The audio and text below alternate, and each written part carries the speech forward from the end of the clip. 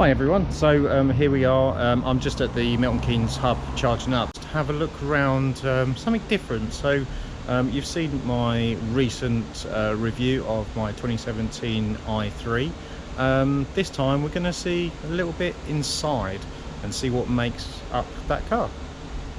I never made it, but I know what it takes. I'm motivated by a mix of emotion. Got my statement, and I'm reading it slow so I can understand it fully. Appreciate my standing.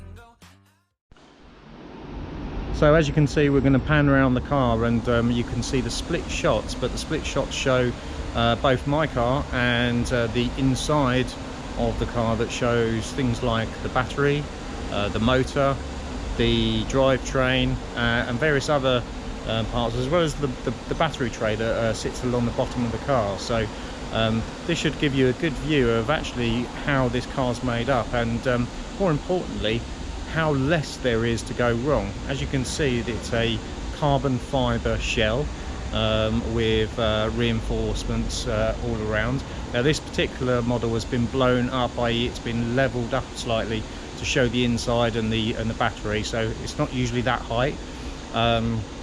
As you can see, the relevant parts are very minimal, so you can imagine not really a great deal goes wrong with these cars, and if they do, it's almost a swap out part. You can see in the battery tray is actually a battery tray that you can drop out and drop back in again. Now hopefully this means in the future that we could see replacement batteries, but who knows. But it also means fixing batteries, for instance, is pretty straightforward from a BMW point of view.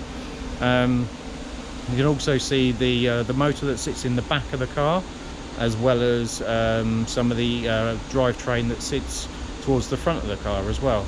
And as you can see in the cabin space is quite massive. So actually, when you look at the i3, it looks really small, but actually when you get inside, as most people attest to, it's quite a sizable car inside.